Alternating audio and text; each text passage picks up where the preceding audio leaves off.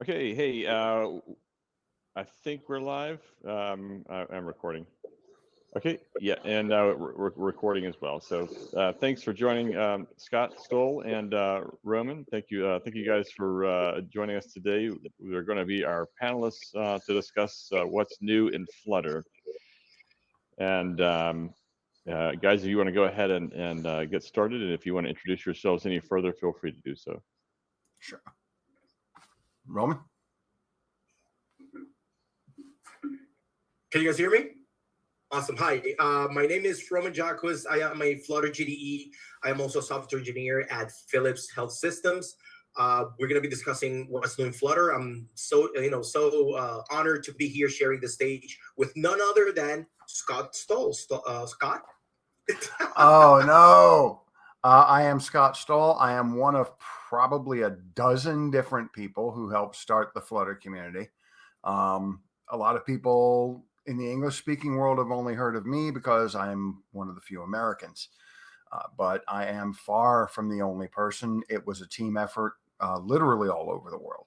So to give you an idea, Flutter community was started by people in the US, in Mexico, Colombia, Argentina, London, then also the Netherlands, Germany, Algeria, Egypt, Saudi Arabia, India, New Zealand, and Sri Lanka.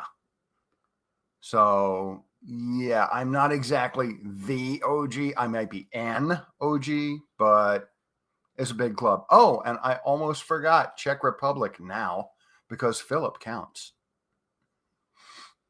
Anyway, I write code at Dev Angels London, where I work with Simon Lightfoot, who during PRs changes everything except for my imports. It's a learning experience. It is. But yeah, writing Flutter code full time, doing some articles about Flutter, speaking about Flutter. And I don't know if Roman and I are actually up to speed on what's going on in Flutter this past couple weeks, because we spent the past couple weeks in Mountain View for the GDG program. So yeah, that was a pretty good experience. Yeah, it was. And so, yeah, everybody here clearly knows about GDG, but tell your friends, tell your neighbors, tell your relatives, maybe.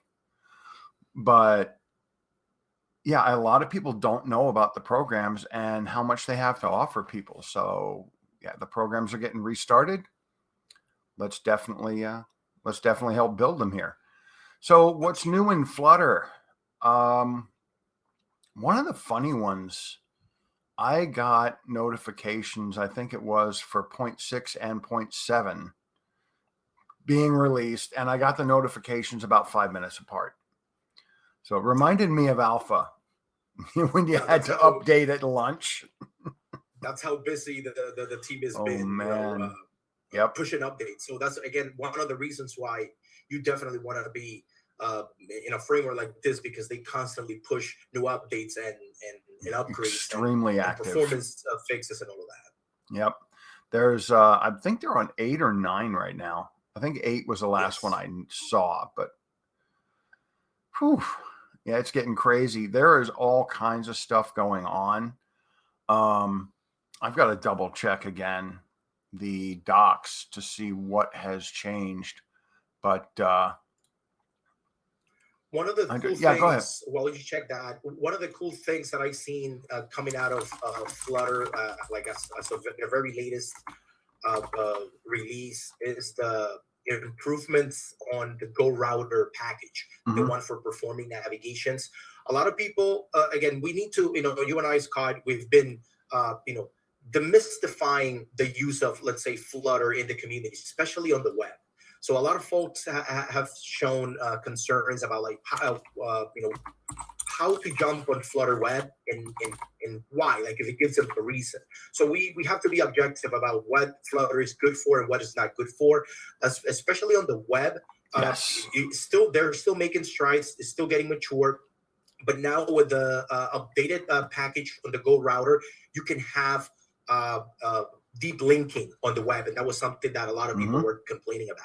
Also, and it's actually it's been possible for a while, but it was not easy. Yeah, not easy. Exactly, not easy. You could do stuff on for Flutter Web, but not very easy. Now you have, like deep linking. You have better support for that. You have image decoding. I love some of those things on the web, but yeah, that's one of the things that really got me excited into jumping on Flutter, especially on the website of things. But yeah. So let me see here. One of the things that they did with 3.3 was they are giving even more Material 3 support for Material Design 3, and something that looks pretty exciting here. G Skinner is at it again. They built another sample app. And does anybody remember the Wanderers app? Yeah, that is it. Exactly, that's what I'm saying. It's amazing. And Scott, probably you want to talk a little bit about what's actually that application to get people excited for the next release of Flutter. Well, actually, I was counting on you to do that while I look up some other stuff here. I could mention it. So the Wanderers app, which is a sample application, a lot of people in the community have been asking, why don't we have a sample application so that we can follow, clean architecture, a good structure, so that we can create production level applications out there in the field. So one of the things that application includes is actually using one of the is Flutter Animate is one of the packages that simplifies animations and make them really straightforward. But the most important piece in that application is the enabling of Impeller, which is like the next generation of the rendering engine underneath it, not replacing Skia, but some aspects of Skia still remain based on some of the folks at Google. But what it will bring is actually a lot better performance when it comes to rendering, because a lot of the folks have complained about like iOS jank and some performance in iOS. Like Impeller is actually the next generation of that rendering engine that will actually bring a lot of improvements on all platforms. So it's actually really exciting to again for that. And more on that, Impeller supports Metal, of course, and it also is supporting Vulkan, which is going to be an interesting move. Now, they are also, as always, trying to keep things 60 FPS or higher. But the nice thing about it, one of the big sources for jank was needing to precompile shaders. The shaders, exactly. That was huge. Yep. Now, Impeller eradicates the need for runtime shader compilation. Yes, iOS people, you can now stand on the roof and dance like Snoopy. Exactly. So, yep. It is available as early adopter preview on iOS. It doesn't require any code changes. You just got to change a flag. Check out the information on the wiki.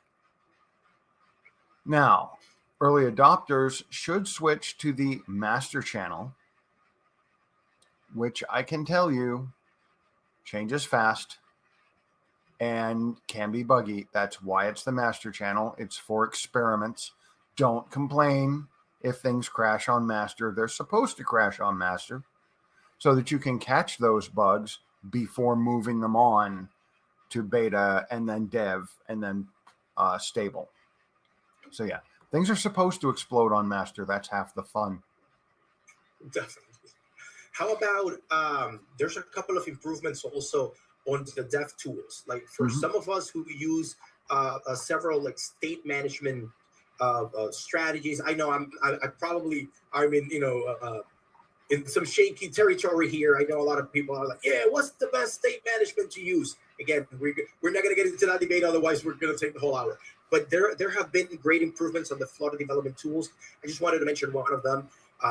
What actually got released in Flutter 3, which was the inclusion of one specific tab for the provider state management. So you can actually debug it's a dedicated plugin tab for the provider state management that you can actually see your state management in memory as you're actually debugging your application. That was pretty good for those of us who like to use the Flutter Dev Tools. Again, the Flutter Dev Tools is a separate like web-based tool that launches separate from your app that you can actually do a lot of cool things and then you can inspect the layout. You can take a look at paint events.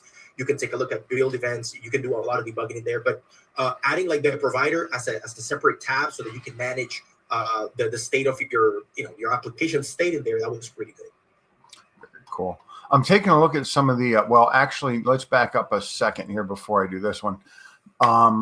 We also, if you haven't heard, we said goodbye to Eric Seidel, which was a real shock. Eric and Hixie are the ones who created Flutter way back when. Eric was huge on the Chrome team, was instrumental in a lot of the things that were done there. And then, of course, he was one of the creators of Flutter. He was the lead engineer for the Flutter team all the way up through until just recently. In fact, it's a shame you weren't able to be there for this, Roman, that you had to leave. But I did get a tour of the offices with Nilay, with one of the greatest people in Flutter, by the way. If you speak Arabic, you probably know all about him. It's Ahmed Abul Dahab. And Ahmed is a great friend of mine, has been for about 5 years. He has taught 40,000, I'm not kidding, 40,000 attendees in his workshops. He's got an email list of 6,000 Flutter developers that That's from huge. People giving him emails. If you've ever done talks, you get like 5 at the end of a talk. 5. The man has collected 6,000. Amazing. You probably have never heard of him because you don't speak Arabic. But he's huge. So anyway, we got a tour of the offices, and as we're wandering around, we look up and there's Eric's nameplate still on the door frame. They haven't taken it down.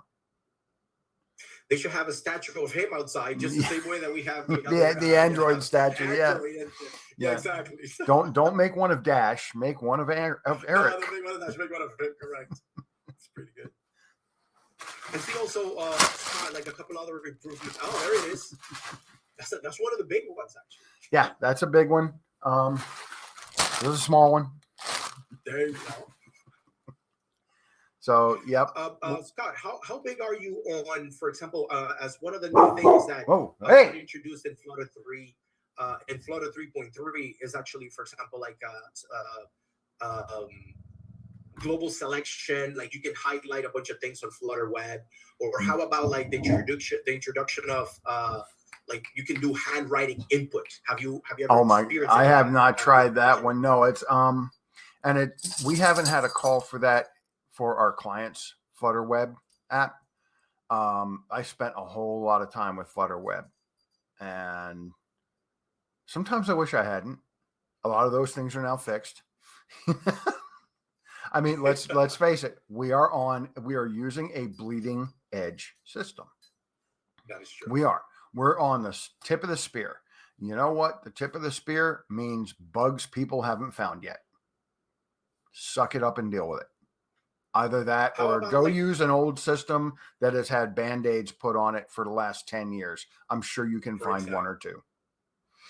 I take that when Flutter says this is in stable, like of course in Flutter 3 they announced stable release for all major platforms. But when you mention stable, like I think about, for example, like at a hospital, like, you know, God forbid somebody has anybody in the hospital, when they say the patient is stable, that doesn't mean that the patient can walk out of the hospital like normal. No, they say they're perfect. out of the danger, but you can, you know, they're still alive, but you can do things with that. So that's why the same thing. There are bugs, there are things that may happen, that may break, suck it up and deal with it and keep pushing forward. That's how I'm trying to remember how this works. The time periods might be a little bit off, but if I remember correctly, beta is like, okay, you get a lot of master releases coming out in one day. And then it's like beta, I think, is the most solid and stable of all the masters from the day before. And then dev is the most solid and stable beta from the week before. Okay, so we're getting more stability here, but we still got one release a week. Then stable, if I remember correctly, is the most stable beta from the month before. So if you're used to working on stable, you are working on the most stable The most of 30 stable, days exactly, the worth most of stable. master The releases. most stable. So it's you've got like 4 master releases a day times 30. So if you're running stable, you've got the most stable out of like 100 releases from the past month. Now you jump to master and you're running your app on a pyrotechnic, wondering when it's going to explode, right? So, but yeah, I mean, it happens. It happens. Deal with it.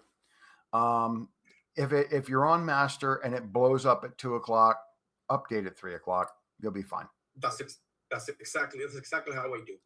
Yeah. Other new things that have come to Flutter as of yet. For example, I wanted to ask you. So what kind of IDE do you use? I use personally Visual Studio Code, and one of the great things that they have added in Flutter is more extension enhancements. I love it because it allows me to be more productive, lets me avoid less more like error prone code. I try to avoid that. Yep. Also gives me great tooling capabilities, more auto completion, and all of that. I love those. And even the ones that the community have put out there, I love those as well. Yeah. Which one do you use? And I'm using IntelliJ, which a lot of people don't really understand what IntelliJ is and everything. Put it this way: Android Studio is like last month's IntelliJ with a whole bunch of extra stuff bolted on to make it easier to do specifically Android development. IntelliJ will do all kinds of stuff. You can develop in C, you can develop in Dart, you can develop backend stuff, you can develop 100 other Kotlin, whatever you want to do, pretty much, except for I don't think it does C#. So yeah, but I know it. Yeah, and I love that IntelliJ because it's open source. They've even used it like at Microsoft, like one of the some of the latest stuff, like is actually using that as their default editor. It's pretty good. One of the great things about IntelliJ is the tooling is incredible, and there's a trade-off here. Okay, the tooling in IntelliJ is way beyond what you get in VS Code. However, the trade-off is you can think of all that tooling as bloat, and it makes IntelliJ run like it's bloated. So what do you want? I mean, do you want this incredible suite of tools and maybe run like it's a bit bloated, and sometimes have to restart the Dart analyzer because it gets wonky, or something a little snappier, probably a little bit more stable, I think, but not by much. I see. But it's a little bit harder to use the tooling in VS Code. A lot of it's command line, and you do a lot of your Dart dev tools in the browser window. Whereas IntelliJ, it's built into the IDE. It's built in, exactly. That's the only caveat. But yeah, totally. I mean, it runs like it. It's not as, when you're using it, it's not as snappy and fast as VS Code. But personally, I like having all those capabilities. As long as, again, you don't find any excuses not to start doing not to start building in Flutter, pick the editor of your choice, the one that you feel most productive, and run with it. Otherwise, as opposed to like staying in the debate, which one should I use? You go to the one that it used to be a joke, but I think there are people actually using Vim. Oh, really? No, I think there are people out there using Vim. I attempted to create one Flutter app like with Vim, or like completely command line, but you can do it. You can do it. You can do it. You could do it in Emacs. In Emacs, yeah. You can Why? Do it in Emacs as well. I don't know. Why? Yeah, exactly. That's it. Oh, okay, Roman. For your next assignment, I want you to write a Flutter app in Nano. I could do that. I could do VI. Just like I go like really bare bones. Exactly. Yep. That'll be a challenge. All right. So this is going back a little bit to August 30th. Michael Thompson, who is the PM for Dart, actually, he's the head of Dart. He put out on August 30th an article about what's new in 2.18, which is Dart 2.18. Oh, that's going way back. Okay. Dart 2.18 is used for Flutter 3.3. Oh, got it. I thought you were talking about. Okay, sorry. No, and it's. Sorry, I'm just having flashback. I'm having Dart, PTSD flashbacks yeah, for it's trying to Dart update. 2.18 that you're Right. talking about, the Dart Right. version, exactly, which is using for Flutter 3.3. Yep. No, I'm getting flashbacks of when I had to update an app from Dart 1.2, which was pre-null safety. Oh, no, it must have been a nightmare. Oh, my God. If you ever have to do that, charge extra because you're going to have to pay for therapy when you're done. Okay. For therapy afterwards. All right. Dart 2.18, the big highlight here is there is a preview of interop with Objective-C and Swift. Now, we've been able to do this for a while with C and FFI, which was Tim Sneath's baby. But it looks like now there's going to be also performance improvements to async. There are new pub.dev features. There's a cleanup of the tools in the core library. So the interop is basically going to be used for APIs in Mac OS and iOS. And it's basically the same interop mechanism, if I'm reading this correctly, as for using CLI for the backend code to a Flutter UI. So Dart supports this interop mechanism in any app from the CLI app to backend code to a Flutter UI. Okay, so that's the range of its support.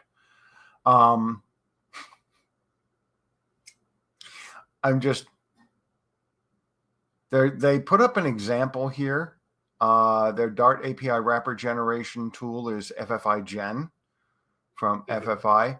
And they do an example here on time zones. Oh, really? And if you know anything about a GDE for Flutter named Randall Schwartz. Yes, of course. Oh, yeah. I think Michael did this to mess with him. Time zone police, yeah. Randall, we love you. Yeah. He's the time police. He's the time zone police. Yeah. If you are in need of an hour's entertainment, ask Randall what he thinks about daylight savings time. Oh, yeah, yeah. I think Michael might have put this here just to mess with Randall. Anyway, yep. So this is in a Medium article on the Dart Lang Medium publication. It's called Dart 2.18 Objective-C and Swift Interop. There are also in this 2.18 platform-specific HTTP libraries now came out along with this.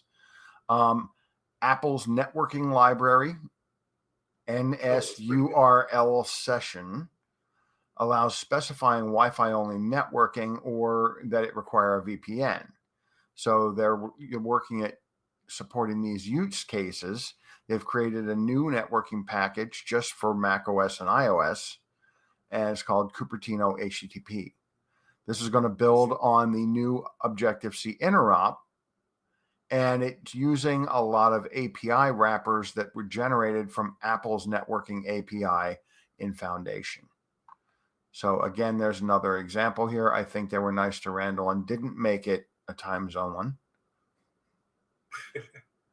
But I also like the improvements that they made on Flutter support for the M1. Now that we're talking about Apple products, the support for the M1 type of processors, like the Apple Silicon processors. I noticed like a dramatic increase in performance when building Flutter applications. That it was like, I'm like, this is the best investment that I could have ever made. That was pretty good. Yep.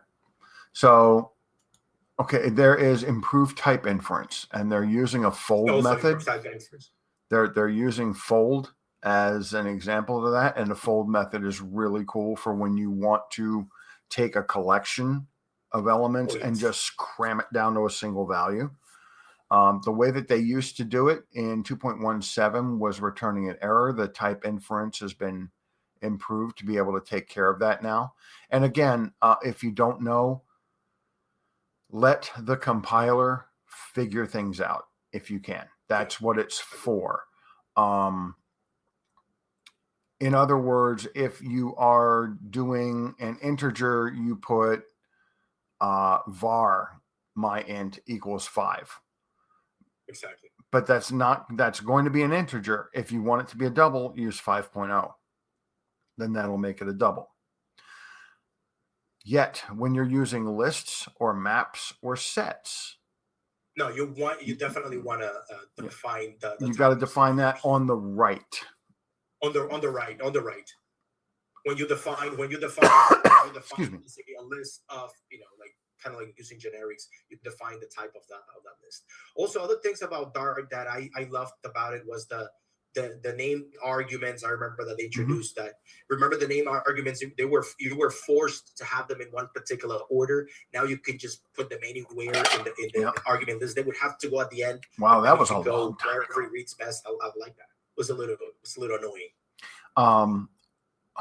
I just have. Oh yes, interesting thing. If you're not used to working with Dart, when you create a list, a map, or a set, okay, and I think maybe a tuple as well, you declare them as final. You don't declare your integers or your doubles and things like that as final, unless, of course, the value is being passed in to a widget. Everything passed into a widget should be final. Correct. But even if you are creating a list, a map, a set, or a tuple, I believe, when you're using them in a model that's going to be shared via state management, you still declare them as final, because the list, map, or set itself is immutable. Okay. And even if you're adding and removing things from the list, you have to remember, when you're declaring final, you're not declaring the contents to be final. You're declaring the ID of that list object to be final. Correct. It's instant. Yeah, it doesn't cascade, or it doesn't cascade into the elements of the list or the set. Right. So you always define them as final, but then the items that you're adding and removing from the list or the set are not final. They are immutable. Exactly. Of course, you kind of should make the whole thing immutable and just use a copy with method. Or another interesting and simple way to do it is look up fast immutable collections by Marcelo Glassberg. Mark's a great guy, been making lots of great stuff for years now. Fast immutable collections basically allows you to use a collection as if it was just a regular variable very simply, and it handles all the immutability behind the scenes. So it abstracts all that away, and you don't have to worry about using a copy with to make sure that you keep all your collections immutable. It handles all that fun stuff for you. How are we doing in time? We are about 20 minutes out. Also, with 2.8, there are changes to pub.dev, and I am trying to remember. Oh, yes. They are facilitating sponsorships on pub.dev because maintaining packages can cost money. Time is money, and Flutter developers are finally being paid. So now it costs money. It's not the buy me a coffee little button on there so that you can just donate to them and whatnot. No, it is a funding tag in the pub spec. So it comes up. Yeah, it does come up saying consider supporting this project, www.buymeacoffee.com. Yeah, there you go. I think that's an example. I hope. But yeah, that must be an example. I was being joking, yeah. Yep. There are breaking changes. So you're going to need to look those up. They are rather specific.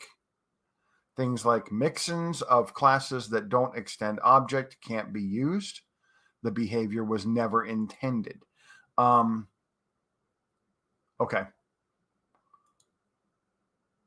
So yeah, you can't take a class that does not extend object and then use it as a mixin in something else. That's going to be interesting, because if people did that in their own code, made their own classes, and then brought them into something else as a mixin, your laptop's going to lose the magic smoke. So the Dart VM no longer restores the initial terminal settings upon exit. Programs that change the STDN settings, line mode, and echo mode are now responsible for restoring the settings themselves. There's a null safety update. Null safety, yeah. frightening as always. It's a great thing, but it's scary. But I like the migration tool for, let's say, if you have your project that wasn't supporting null safety. I thought it was pretty, well, at the beginning it had kind of like, a couple of hiccups, but the migration tool was pretty smooth afterwards. They did some improvements and you were able to migrate from non-null safety to a null safety project, and it was pretty good. Okay, so basically this is a report on null safety adoption, and of the top 250 packages on pub.dev, all 100% of them are now null safe. And out of the top 1,000 packages on pub.dev, 98% of them are now null safe. So we're pretty much there. So yeah, they're looking at all of this. Let's see. Null safety roadmap update. Both unsound and sound null safety adds overhead and complexity. Developers are supposed to learn both modes. Okay, you need to check the language version of Dart when you're reading code, especially if you're taking over somebody else's code, especially. Because you need to know if types are non-null by default. Now, of course, if you're accustomed to reading a lot of this, you'll be able to see in a heartbeat at a glance, looking for those little question marks.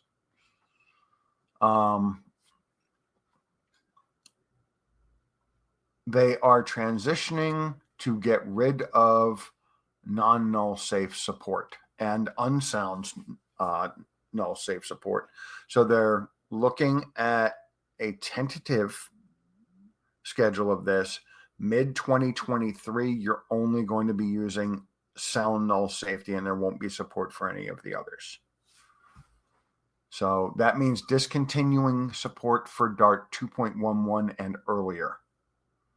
Yeah, even the Flutter, the simple templates, like the sample template that generates starts with sound null safety, so that you're on a good start right away. Yep. So they're gonna. So that's all that stuff, which is going very, very well. There are a lot of interesting things. There are some bugs being found in edge cases. There was one just came up the other day. I'm trying to remember. Norbert Cozier came up with one. Norbert is the person who's behind detective.dev. That allows you to have a really good look into your running Flutter app in dev mode. So your app is running and you can turn around, look at all your different classes, what is going on within your app. You can change the state of it and just boom, inject that state right there. Just a ton of great stuff. You really want to check it out. It's detective.dev. This is from the same guy who wrote the article about the layer cake in Flutter. That article from so far back that a lot of people still use today. It explains the widget element and render layers very, very well. So what else have you noticed? All the things that I wanted to mention around, like more Flutter improvements, things that are I've used. I don't know how what type of backends you pair your Flutter applications with, but I've seen a lot of improvements in the Flutter and Firebase integration. For example, like the same Flutter Fire CLI, which is kind of like their default go-to library for pairing Flutter and Firebase. Now that you were mentioning stuff about like inspecting your application and like while you're running the application, I love the support of Firebase Crashlytics. With Crashlytics, you're able to even see the errors that when they happen on the in the wild. You get reports on those, and you can see them right in your Firebase console for free. Like you don't have to pay for that. I've even seen makes it so much easier than having to go out into the wild and hunt the wily bugs. Exactly. And then when someone tells you, hey, Roman, my application blew up. And then I'm like, yeah, where? I don't know. It just crashed. And then I don't know how to even like start debugging that. The Firebase Crashlytics support on Flutter, like it's so easy. It tells you exactly the line where it failed. You can even hunt it down much easily, and then you can even provide another patch or do another fix with better efficiency and more more analytics, more data. So that was one of the things that I was really like weird, like why a lot of companies are not using it. It's completely free. Yeah. And you don't and you can just add it to your applications right away. No cost whatsoever. Very cool. I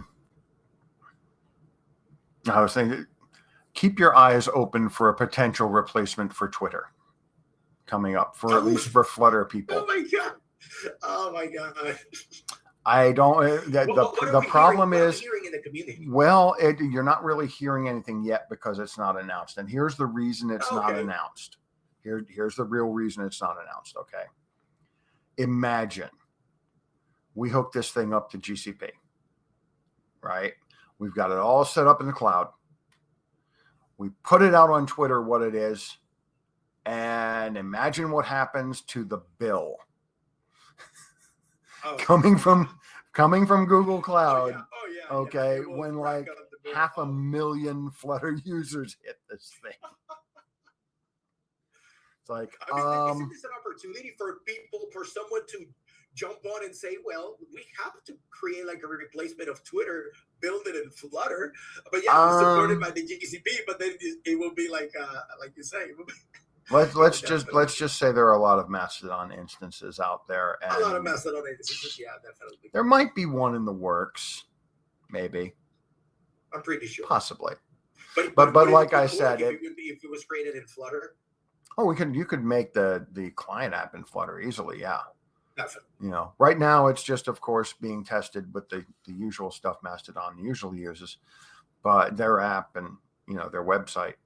But like I said, you have to roll it out in stages and get some support, because otherwise it gets really ugly really fast, and Google sends you a great big bill, and you have to refinance the house. Yeah. Pretty good. Anyway, Scott, I wanted to so for example, also I wanted to another one of the updates, and Flutter is trying to again expand the ecosystem of devices in which you can use and you can deploy it. Mobile, desktop, web, embedded. I've even played with the Raspberry Pi. I've seen other people do like Simon really did tiny little screens. So what? Simon did a talk with Electronic Ink. I love the Electronic Ink Ink. on the e-ink. Exactly, that was pretty cool. I've seen also support of foldable devices. I myself have not explored that, but I've seen like even the APIs for Flutter are tailored towards foldable devices. Yep, that was John Weiss's work. That was John Weiss's work.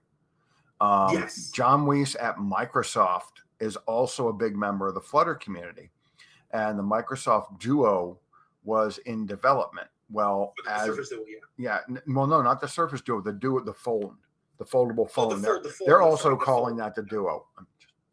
Thank you, Microsoft, for confusing us. I don't even want to get into naming conventions. Stick around for my talk in about 10 minutes, and we'll go over some naming stuff. I'm having fun with that one now. I'll have to put in a disclaimer. So anyway, John develops this setup to make Flutter work with the Microsoft Duo. And that was the beginning of Flutter support for foldable devices. Now, Microsoft saw this, liked the idea, and put a team behind it. And they are becoming a decent, upstanding member of the open source community, because they're providing all that to be able to be used on Samsung foldables and everything. It's open source. Very cool. I think Microsoft finally figured out how Google was making a ton of money with open source. Yeah, exactly. How to work nice with other people. How to work nicely and make money doing it. Exactly. So now they are fully on board the open source train, which is nice. It's going to bring a lot of real muscle to open source. But don't think they have altruistic intentions totally, but they can make money giving away stuff for free. So, Hey, cool. Google's in a weird yeah, position like that too. But I thought at the beginning that it was only for support. And again, like you definitely made the point very clear. I thought the support was only for the Microsoft foldable devices.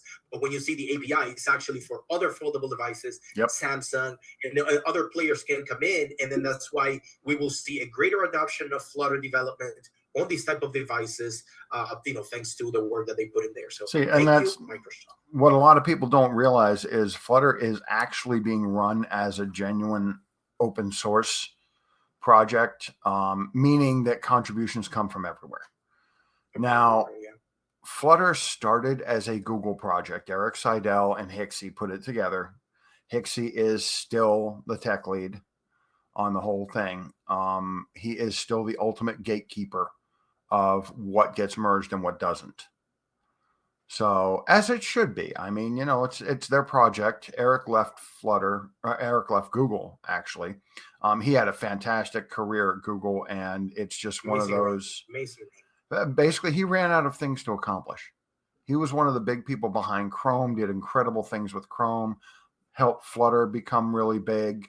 And it was like, how is he going to top any of this? He's going to semi-retire. That's what he's going to do to top all this. But if you look at it, there are golden tests out there for running tests on your UI to make sure that they match what the designer created, and it matches a screenshot, and then it take a screenshot from the designer and it matches that to your actual screen and tells you whether or not you got it right or messed it up. Don't set it for a perfect match, because I can tell you from experience, you can take the same code on a MacBook, run it, test it, it works great. Run that same code on a Windows machine, run it and test it. The difference in how the fonts are rendered just changes a few pixels on the edges of each letter. The golden will fail. The golden fails if you've got it, the tolerance set too tight. So, but guess who's behind that? eBay. eBay gave this to the world. They developed these tests. They build also like a Flutter application. They build a Flutter application as well. They do. They make Flutter applications, but the thing is Microsoft develops this way to do foldables, gives it to the world. eBay develops golden tests, gives it to the world. If you want a little known state management system that was designed by serious professionals, check out Fish Redux. Now, it's massive overkill for the vast majority of people, because Fish Redux was designed and created by Alibaba. Another company that actually developed their Flutter application. Yep. So you're hitting all these points, and you're 50 million Chinese users cannot be wrong.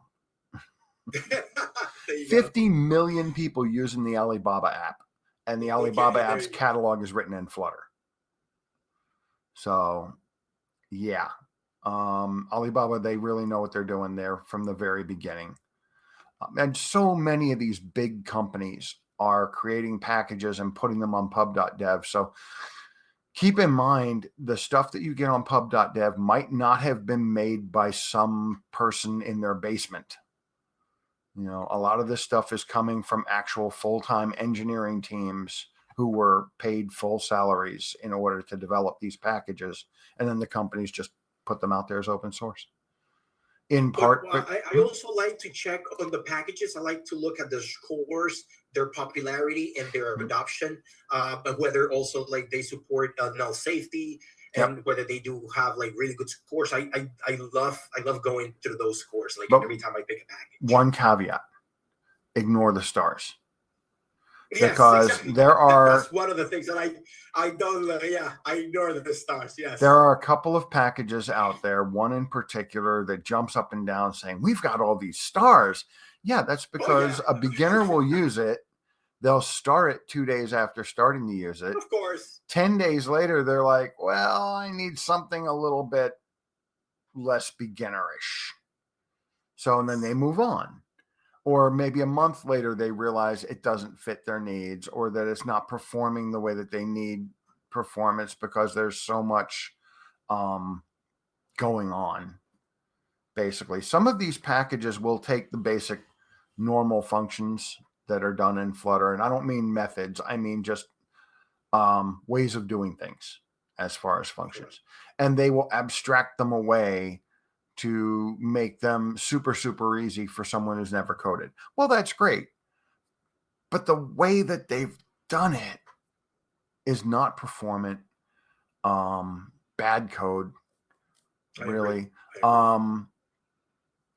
One of the GDEs who dug into one of these said they've never seen anything that was, what was it? They've never seen anything that was this popular and this bad at the same time. Yeah, because they know how to like trick the algorithm just to see it like, oh, pop up on everybody's, top list and all of that. I totally agree. I don't look at that. I look at, again, more deeper into into the code, the adoption, the usage, the tests, the support and all of that. Those are things that you definitely need to look at. That's why I keep stressing people, like, don't go by a hype. Like, don't follow a hype. Don't follow hype. Look at adoption. As Roman says, look at adoption. One other little known factoid. There were questions about how a certain package had exploded in stars so fast it had passed RiverPod in like no time. Like, really? I have questions. Yeah. So Simon Lightfoot went digging around. He had a sneaking suspicion. So he went digging around into the GitHub API. And keep in mind, Simon's been coding for almost 40 years. He was doing Windows development before Android was even a thing. He has been doing Android development since Cupcake, way back in the G1 phone, if you even remember that. So, and he's done banking apps. He's done everything. So he went digging through the GitHub API, and it took him, I kid you not, Roman, 90 seconds to find the API call to trigger the star function. And you could cha-ching, cha-ching, cha-ching, cha-ching, and watch the stars run up. Balloon, Oh, that's crazy. Yep. It took him 90 seconds to find this. You see, guys, that's why I keep saying, like, you have to know how to pick your packages. Yep. Me myself, I only pick a package when I definitely need that feature. I definitely look at the adoption.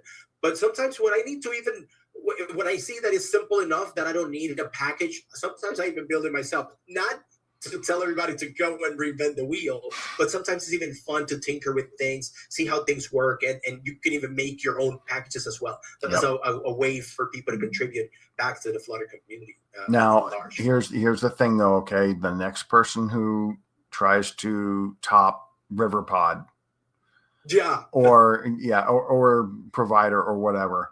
I'm sorry. I think I misspoke. I think I said more stars than RiverPod. It was more stars than provider. In like 2 weeks. Oh, okay. No, you're right. Okay. Okay. No, not happening. Not real. No. So before you go and create more state management, remember the next person to do one has to name it Yasms. Has to call it Yasms. Yet another state management system. Yet another state. So anybody who was around SUSE Linux understands the yet another thing there. Yes. If you go into SUSE, you'll see all kind of stuff called something. It's yet another. Isn't that what YAML stands for? Yet another. I don't know. Yet another markup language. I'm wondering if it does. Yeah. That's interesting. Somebody Google that, please, and tell us in chat. So awesome. Yet another markup language. I would not be surprised. Not be surprised at all. Oh man, but yeah, so much going on in Flutter.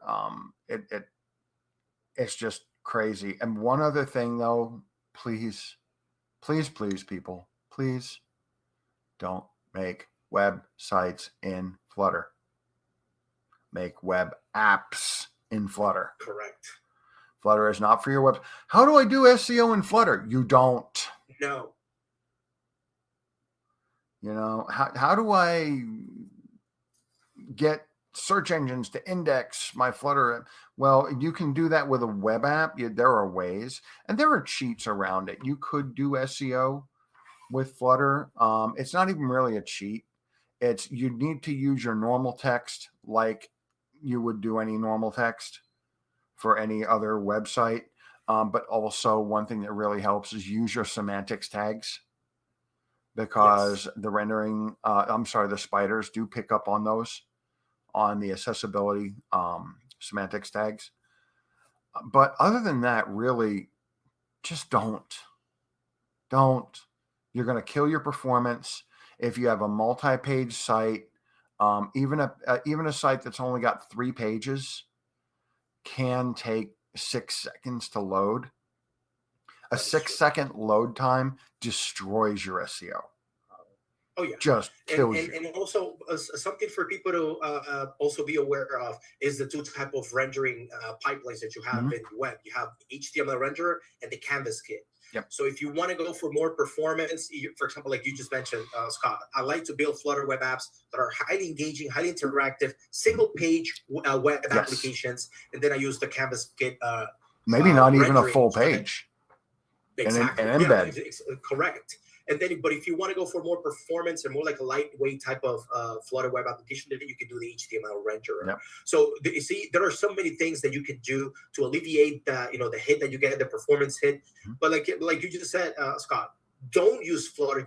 Flutter's not killing JavaScript. It's not killing HTML. You don't do Flutter web for your website. It's for web applications. I mean, you don't use Vue.js to make a whole website, do you? Do you? There you go. You could, maybe, but is it smart? Yes. No, that's the other question. Very good point. So, I mean, can you? Yeah. Should you? Probably not. Probably not. But if you're really going to insist on going against the advice of like every GDE and Flutter team member and people like us, then you check out deferred imports. So, delayed imports, deferred imports, that will also help too. That way you render the first page before downloading anything that is not necessary for that page. And then you can background load the rest, or you can trigger it that, when someone loads page 1, they also load page 2. But when they load page 2, you also import page 3. You can control this.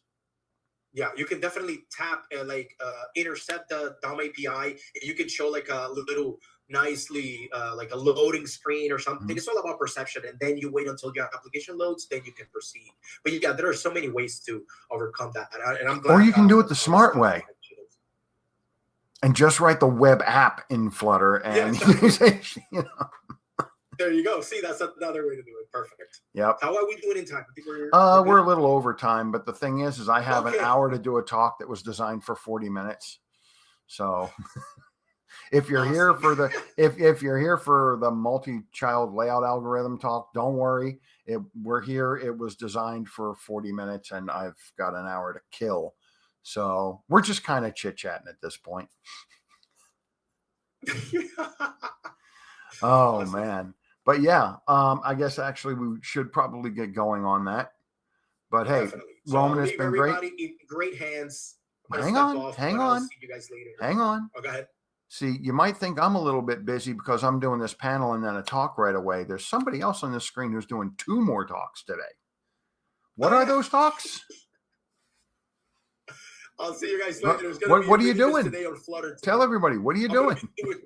I gotta get a moment to drink. So you keep talking. There you go. So while you take your sip out of that, so please stay tuned for the rest of the talks that we're gonna have. We're gonna do like hands-on experience. We're gonna be building a simple Flutter web application and deploy it to Firebase. A lot of people don't know that you can deploy your Flutter web apps to Firebase for free under again the free tier. And also we're gonna be doing a talk on the serverless aspect of Firebase, how you can make very robust applications in Flutter using Firebase authentication, Cloud Firestore, Firebase messaging, You could do a lot of those features in Firebase that you can incorporate into your application. Newly releases Firebase App Check. You can add crash analytics. You can add so many things that you can build. Let's say if you're like a one-man team and you want to build like a robust application, you can definitely rely on something like Flutter. And we're going to be discussing that in a little bit later. So stay tuned, guys. Like I said, I'll leave you guys in great hands with Scott. So Scott, take it away, man. Thank you so much. Thanks, Roman. Catch you in a bit. Take care. All righty. So the 6-part multi-child layout algorithm. Thank you, Zoom.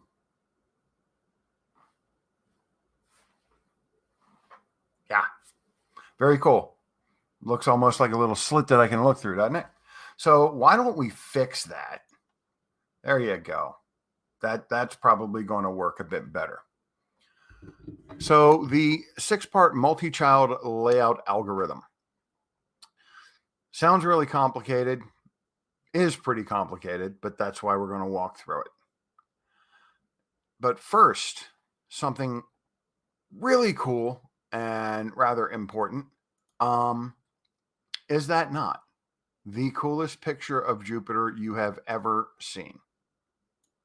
I mean, I saw this thing and I was just blown away. So there we go. And we're looking forward to so many more pictures from the new telescope that just wow. Okay. One of the things that always bugged me about some talks is you're sitting there listening and you have absolutely no idea, where in the world this thing is heading. It doesn't do much good if you're spending more time wondering what they're talking about, what point they're trying to make, rather than listening. So look, let's take a look at where we are actually going. Yes, this looks terrifying, but remember, you're not supposed to know it now. Okay. The thing is, we're building up to this. Now, a flex is flexible, but don't confuse the fact that it can be flexible with an actual flexible. A flex fit has nothing to do with the fit of the flex. Flexes don't fit. The flex of a flexible determines the strength of the flexible, except, well, when it doesn't. You can set the flex to 9 gajillion. If your flex fit is loose, it's not going to do anything. The flex fit of the fit determines if the flex of the flexible will be allowed to flex the flexible so it fits better into the flex. And finally, don't ever confuse the flex with the flex. Okay, or you're going to end up. So yeah, you're going to end up flummoxed. Now, one interesting thing I'm looking at here on my screen is that what the platform is showing me, Bevy is the platform that we're using to broadcast this. It's showing me in my picture, I'm hoping in reversed, because otherwise you're looking at flummoxed spelled backward. Not cool, but hopefully that's not the way you're seeing it. If it is, somebody please let me know in the chat, and we'll do what we can about that. So moving on, let's take a look at the documentation for the expanded. So one of the things that you want to look at here is that it says the widget expands the child, not of the row, column, or flex, not the actual row, column, or flex. It expands the child, okay, so that the child fills the available space. Kind of understandable. And one of the things I do want to point out right now is I'm doing this because the documentation can be pretty confusing. And I do plan on putting in a PR. Yes. But in the meantime, I think it's important that people be walked through what's really happening here so that not only they can understand the documentation they're reading now, but what I'm telling you is not going to change after the documentation is clarified. Okay, the nuts and bolts and what's going on doesn't change. Just I'm looking at trying to update the way it's explained. Because one of the things that you don't get with this is what the expanded is actually doing is the expanded is filling the space that it's told it can use, and it's dragging its child along with it. It's not, well, it's not that it's expanding the child of a row, column, or flex. The expanded is the child of the row, column, or flex. What the expanded is expanding is the child of the expanded. Easy, right? Sure. Terminology, perfectly vague, easily understandable. But, you know, there is an interesting factoid that available means leftover. Okay, it means the space left over after other things have been put in place, and we'll get into that. However, let's take another look real quick at this again. Okay, the expanded, it's a widget that expands the child of a row, column, or flex so the child fills the available space. That's not exactly the case. Well, I'm just trying to figure out an easy and nice way to put this. Yeah, I guess that's about it. Sure. It doesn't fill the available space. No, it fills the space that was reserved for it. That's a huge difference. Okay, the available space, when you think of the available space, you're thinking of all the space in the column that's left over, or in the row or the expanded. I'm sorry, in the flex. But you're thinking that it's going to eat up all the leftover space, and that's not true. Not in every case. In most cases, yes, that's what you end up getting. But the way things work under the hood can give you other results, and it's important to understand. So, all right, let's take a look here at the flex layout algorithm, which is not affectionately known as render flex children have non-zero flex, but incoming height constraints are unbounded. Let's say that you don't want to be that guy.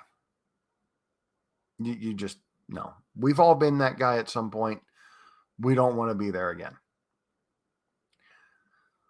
One thing to know is that the flex, when we keep referring to this mysterious flex, that is the superclass of the row and column.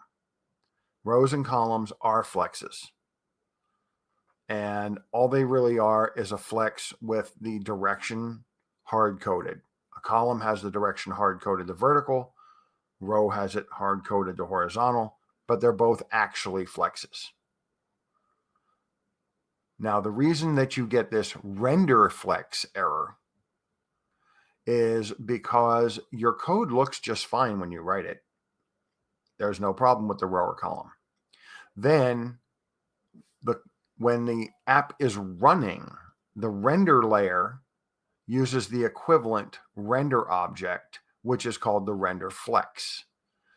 The render layer doesn't need a convenience widget called row or column in order to make it easy to read. It just straight up uses the flex. But it, of course, has to make a render object instead of a widget, so it's the render flex. And the reason that you get this render flex children error is because it's not actually failing until runtime. So what you're getting here is a render layer error. And when you get a render layer error in Flutter, it's almost always because the error happened during runtime, not compile time. So let's take a look at the docs, and we will decode these. You know, there are hieroglyphics. There are many other things in the world that have to be carefully interpreted, and sometimes certain parts of the docs might fall into that category. So let's take a look at what the docs actually say, and then we'll translate them into human. Step 1. Lay out each child a null or zero flex factor, for example, those that are not expanded, with unbounded main axis constraints and the incoming cross-axis constraints. If cross-axis alignment is cross-axis alignment stretch, instead use tight cross-axis constraints that match the incoming max extent in the crossed axis.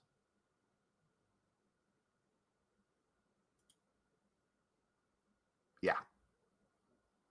That's about, yeah.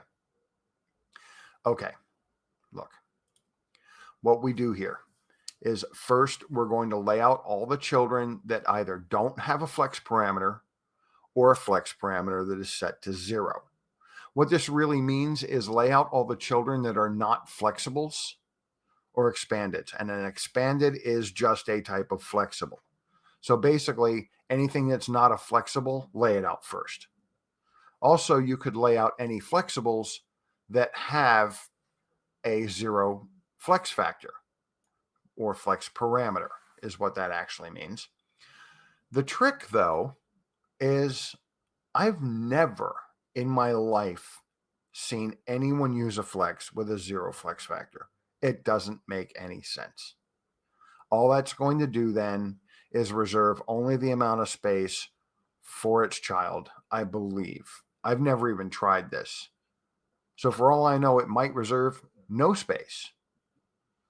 But I've never heard of a case of a 0 flex factor. And I can't imagine any time you would want to use one. So we're going to lay out everything but the flexibles. And then we're not even going to set a minimum or maximum size for those children in the main axis. Okay, that's what with unbounded main axis constraints means. It means we don't set a minimum or maximum height for anything that does not have a flex. Now, if the cross-axis alignment parameter has been set to stretch, then what you're going to do, tight constraints means forcing it to match.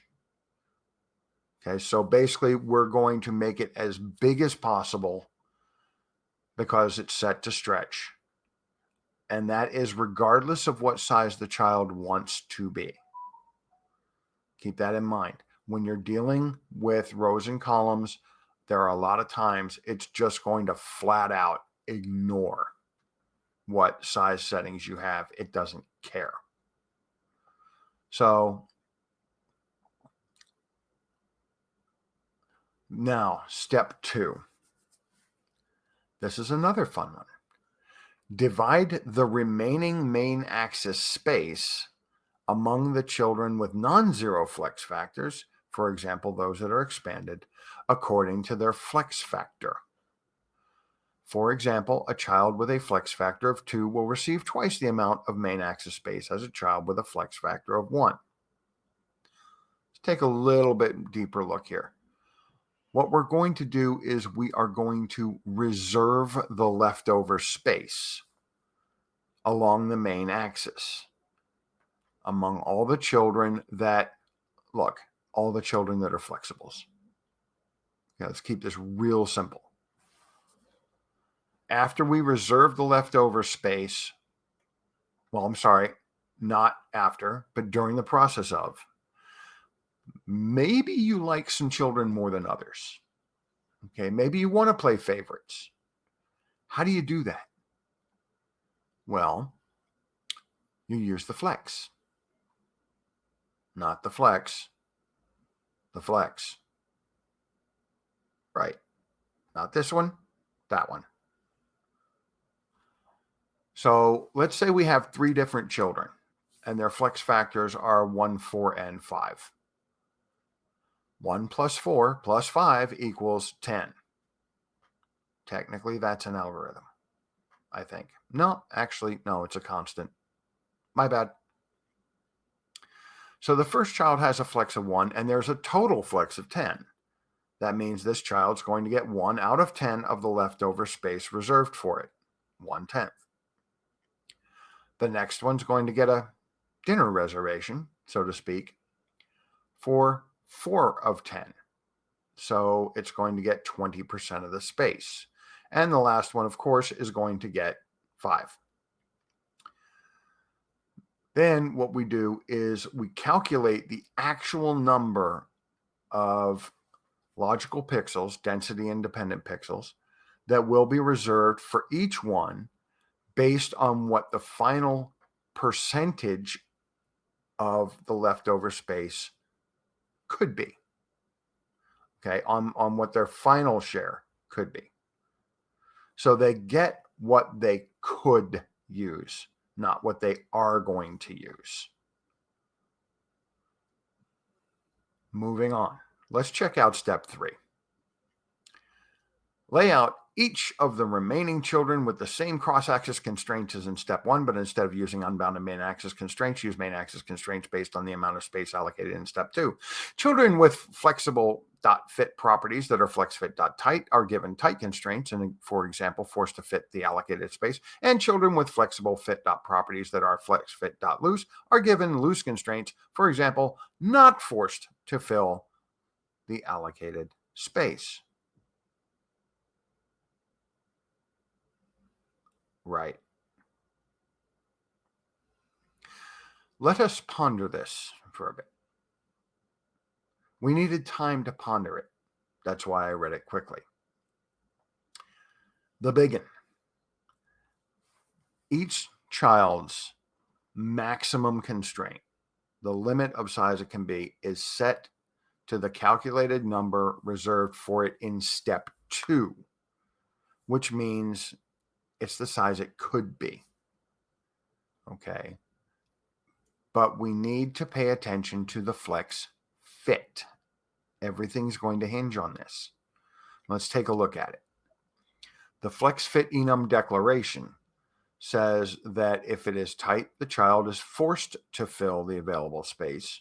And if it's loose, then the child can be at most as big as the available space, but it's allowed to be smaller. However, there's something they're leaving out. It only works in the main axis. None of this stuff that we're talking about right now has anything to do with the cross axis. So the main axis, again, in a column is vertical and in a row is horizontal. So let's take a look for a moment at the flexible, which is the superclass of the expanded. One thing that we want to look at in the constructor is the fact that this is set as a default value in the constructor itself. You can reach all of these, the flex and the fit and the key and the child. You can influence those, you pass those in. However, comma, when you use an expanded, things are a little different. With an expanded, you can only reach the flex and the child. And this down here is the super call. Now, this might look a little bit differently with newer versions of Dart, but it's still the same thing is happening here. What you're doing is you're calling the superclass, which is this one, the flexible, and you're passing it flex fit tight. So if you use an expanded, you can't pass the flex in. It's hard-coded to tight. And that's what you get when you call the super. And as we said, since we're expanding flexible, it's calling the flexibles constructor as the super. So there it is. And once again, it's changing the super's fit to tight, but you cannot access that yourself. Right there again, flexible is the default value. And we're going to take a look again at the flex fit. But remember something, we had to talk about this word, right? It's not the available space. It's the space that is available to it, what's reserved for it. Let's check out step 4. The cross-axis extent of the flex is the maximum cross-axis extent of the children, which will always satisfy the incoming constraints. This one's shorter, but it took me a bit longer to figure out. I just could not wrap my head around this for the longest time. And then I ran into someone who has been a great mentor to me and a great help when I'm trying to understand code. And the really cool thing about it is she lives 2 doors down from me. Okay, Wanda has been a lifesaver. So I just take my code over to her. She looks in the crystal ball. It works great. So when Wanda started looking at this, the tarot revealed the cross-axis extent is going to be as big as the biggest child in that direction. But what if one of the children wants to be infinite in that direction, and the parent of the flex row or column doesn't constrain it, right? This could be a problem. Well, that's where we end up with box constraints force an infinite height or width. So we need to make sure that what we do here, the cross-axis extent of the flex is as big as the biggest child, which will always satisfy the incoming constraints. In other words, it can't be bigger than the maximum. And there's that once again. Let's head back. I know you're not ready for another one, but I'm sorry, it's the next slide. So we're going to do this again. The main axis extent of the flex is determined by the main axis size property. If the main axis size property is main axis size max, then the main axis extent of the flex is the max extent of the incoming main axis constraints. If the main axis size property is main axis size dot min, then the main axis extent of the flex is the sum of the main axis extents of the children subject to incoming constraints. I promise I will not show a picture of 3 heads exploding. I figure you need a change of pace. Let's take this one step at a time, okay? The main axis extent of the flex is determined by the main axis size property. And then the main axis extent of the flex is the max extent of the incoming main axis constraints. Let's translate that in human. If the main axis size is max, which by the way is a default, then the length of the main axis of the entire row or column is going to be as big as the parent will allow it to be. Now, this becomes important later. Stick a pin in that. If it is max, the size of the row or column is going to be as large as its parent will allow it to be, period, full stop. Nothing is going to change that. Even if it looks like something changed it, it didn't. Hint, hint. So, as we said, vertical and horizontal. Now let's take a look at min. If the main axis property is main axis size min, the main axis extent of the flex is the sum of the main axis extents of the children. Translation: if it's set to minimum, just add up the sizes of all the children and use that. Subject to incoming constraints, I'm sorry. This one is very difficult to translate. It means if it fits. Yep, if it fits. So if it's minimum, add up the sizes of the children, make sure it fits. You're golden. Next, last but not least, step 6. Determine the position for each child according to the main axis alignment and the cross-axis alignment. For example, if the main axis alignment is main axis alignment dot space between, any main axis space that has not been allocated to children is divided evenly and placed between the children. So let's take a look at the options for main axis alignment. We have several here. We have start, center, and end. Now, an interesting thing with this is just about all the verticals are going to be start at the top and end at the bottom.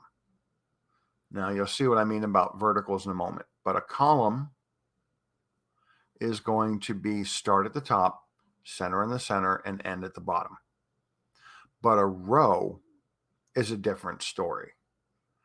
A row has start, center, and end, but where start and end are depends on the default language of the user. If the user has their default settings to a language that is left to right, then that start is going to be on the left and the end is going to be on the right.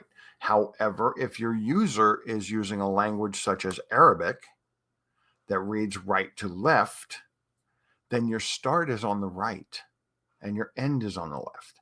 This is critical if your app is going to be used worldwide and if you're translating into Arabic. You're going to need to run an if check to see what the default language is, or if the default language is left to right or right to left. So that is those. Start, center, and end. Now, if we take a look at space between, the first and last children are on the ends, and the remaining space is between them all. Now, the easiest way to understand these next few is with some graphics. With this, these two children are sitting on the ends. You have 3 children and you have space left over that's going to be used in between them. So you equally divide that space between the children, but you don't put anything on the ends. Next, when we take a look at space around, okay, we can see that the first and last children are padded by half the amount that is between the others, and space evenly, we'll put a pin in this, same space before and after every child. So what in the world is this first and last padded by half of the others? What? Well, that's what I just read you. So apparently I have a duplicate slide. Cool. I'll have to fix that later. So this is what we have right here, by half. The easy way to notice this and to tell is you've got half here on the end and half here on the end, and then double that amount in between each one. And it becomes really easy to understand if you just do that. These are 3 of the same thing, rubber stamped. But because there's the right edge and the left edge, it doubles the amount of space in between. So really, each one of these has the same amount of space on either side of it. It's just you get 2 sides when you're in the middle. So that is really that. So that's your space around. And then spacing evenly, as we said, it's before and after every child, which pretty easy to understand that one. Not a whole lot going on there. So moving on, let's take a look at the cross-axis alignment. Again, we have start, center, and end. And once again, it's pretty much the same thing. On a row, the cross-axis is vertical. So it's probably almost certainly going to be start at the top, end at the bottom. However, comma. Now you've got stretch and baseline. Stretch will force all children to try to fill the available space in the cross-axis, which basically means you're going to take the biggest child in the cross axis, you're going to set your rower column size for that, the flex, and then you're going to try to expand all the others to match it. Or, of course, if an exterior parent is setting the size of your rower column, it's going to try to force all of the children to be that size. Baseline is an interesting animal all into itself. We'll look at that in a minute. But this is baseline. You really got to hold on for this one. If you have a seatbelt, please buckle it now. But this is baseline. This makes it look really easy, doesn't it? Sure. Let's take a look at this when we add in the flex and the constraints.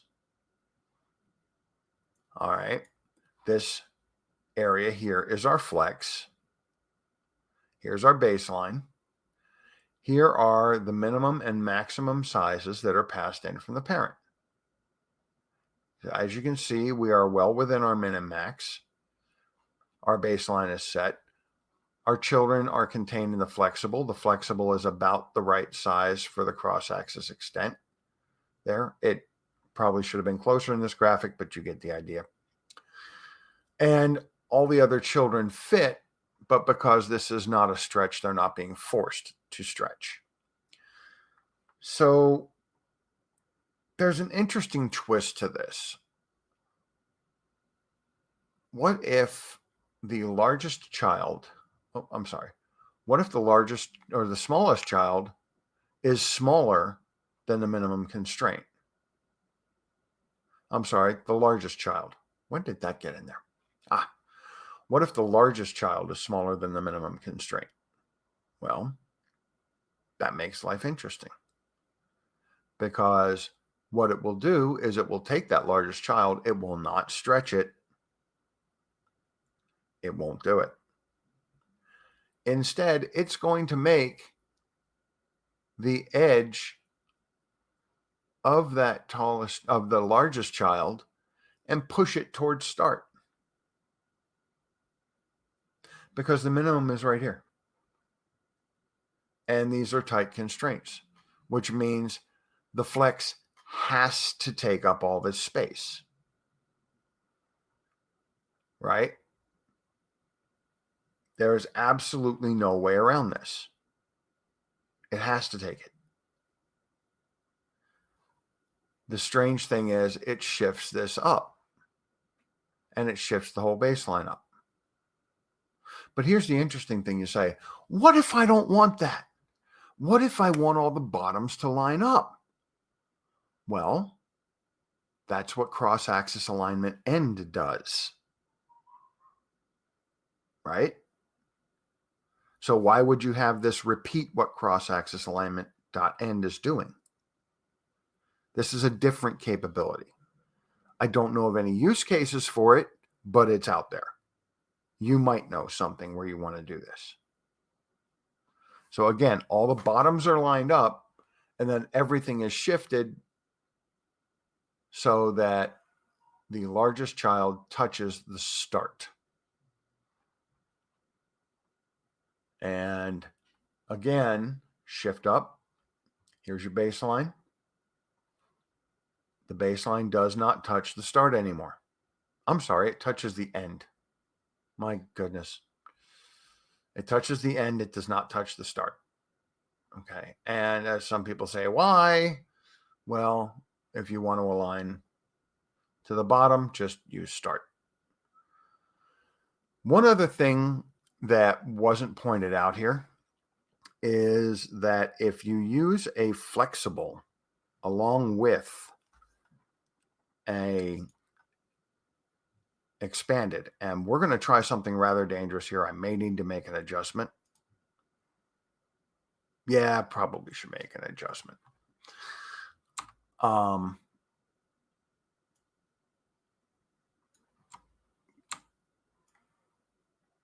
Good enough. If you use an expanded and a flexible in the same rower column, this is where it gets weird.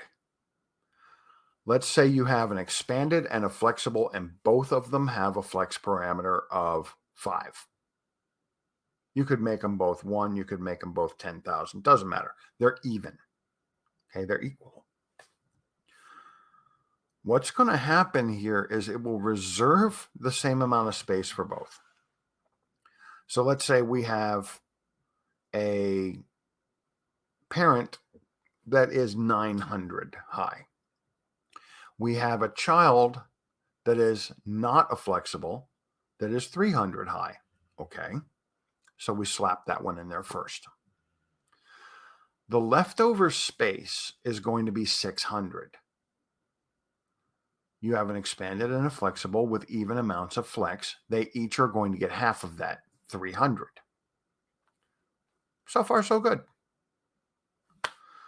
But the children in this expanded and the flexible are 100, not 300. The one in the flexible is not going to be forced to be all 300. It's going to be allowed to be 150. Okay, fine. That's there.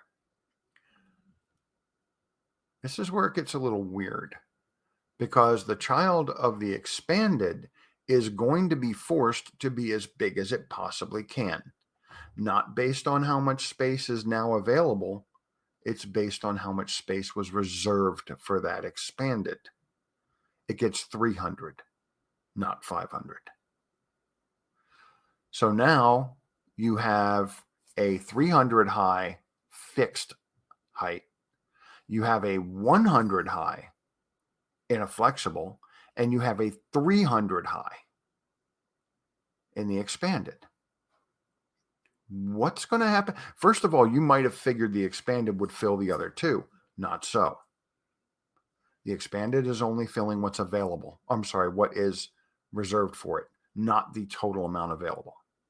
It's just normally you don't mix expandeds and flexibles in the same flex. This only happens when you mix them. So what's going to happen here is you're going to have 200 of space. So it's going to look like your row, or sorry, like your column is only 600. I'm sorry, is only 700 high. It's going to be 300, 100, and 300. But I set the main axis size to max. It should be max by default. Okay, I'll go in here and I'll hard code it and I'll set it to max. No change. And you're beating your head on the desk and beating your head on the desk going, why is my column shorter than it's supposed to be? And the answer is it's not. It's not. Look in your dev tools. Look at the constraints passed down and the size of that column that's being reported. It is 900 high. The difference is if you don't put a child in a flex, a row or column, the background is transparent and there's no border. This is why it looks like your column is short. It's not. It's just that you can see through the unused space. This will drive you absolutely crazy unless you understand what's happening under the hood. And that's the whole point of this talk. So remember, where were we going again? Oh, yeah, that's right. A flex is flexible, but don't confuse the fact that it can be flexible with an actual flexible. It's a flex. Let's show you the slides. That might make more sense. There you go. Much better now. So the flex is flexible, but don't confuse the fact that it can be flexible with an actual flexible. A flex fit has nothing to do with the fit of the flex. Flexes don't fit. A flex fit has to do with the fit of the flexible. The flex of the flexible determines the strength of the flexible, except when it doesn't. Because the flex of a flexible is going to determine how big that item ends up being only if it's an expanded. Otherwise, the space reserved by that flex's strength doesn't get used. So it's not going to determine the overall size of things. You can set the flex to 9 gajillion. If it's loose, it's not going to use it. And the flex fit of the fit determines if the flex of the flexible will be allowed to flex the flexible so it better fits into the flex. In other words, what you set the fit to will determine if that flexible is allowed to flex in a way that it will fit into the row or column better.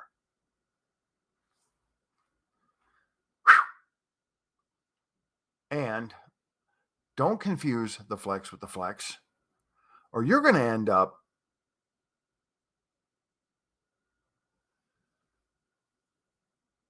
I'm not going to say those words. They might get me in trouble. But I'm sure you all can read just fine. So where can you get help? Because all this is confusing, right? I mean, we're all confused. Dazed and confused, just plain old confused. So where do you get help? Surprisingly, there's this thing called a Gitter. Many of you don't know this. It is a chat channel that you actually get with your GitHub repo. Almost no one uses it because it is single-threaded. And imagine 10,000, 20,000, I don't even know how many thousands of people who are probably now on the Flutter Gitter. And there's only one thread.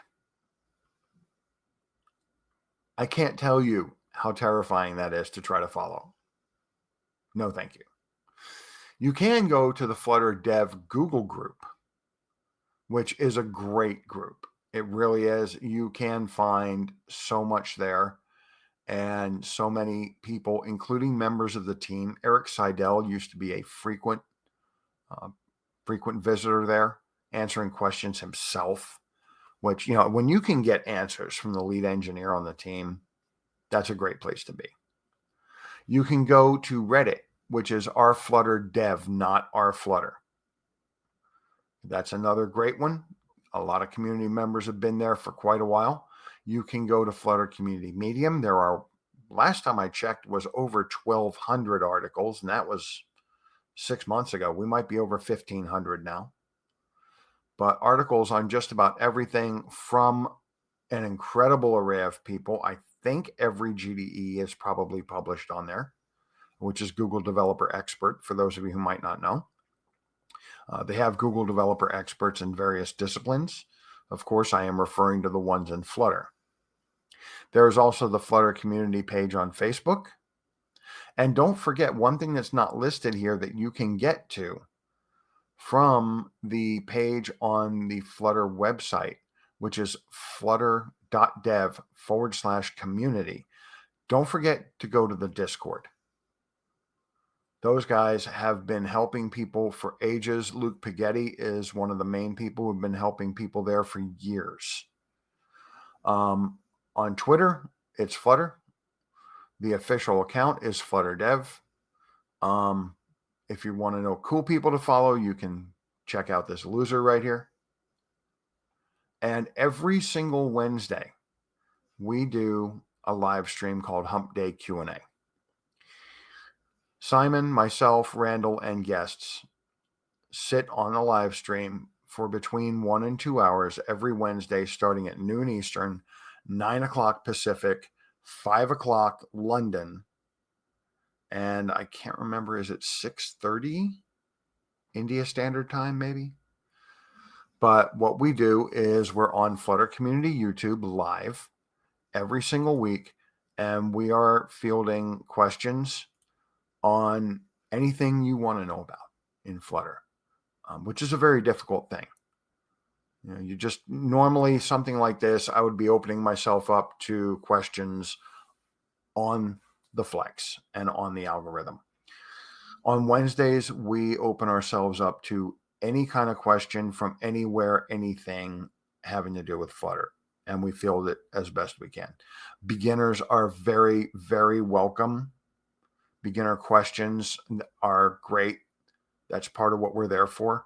And we answer questions on anything from what is the difference between a stateful and stateless widget up through things on FFI and beyond. So Hump Day Q&A, the Flutter community YouTube channel. It's live every Wednesday. It's a great place to be and a great place to get help. So with that, I'm pretty much done. I'm going to turn you back over to Kevin. And it's just about lunchtime. So you might get an extra 10 minutes for lunch. Thank you all for coming. Take care and stay safe. There are still people getting COVID out there. The event Roman and I were at, so far they've had 6 people come down with COVID. So it's no joke, and it is absolutely still out there. Alrighty. I'm sure Kevin will be back shortly, and y'all take care.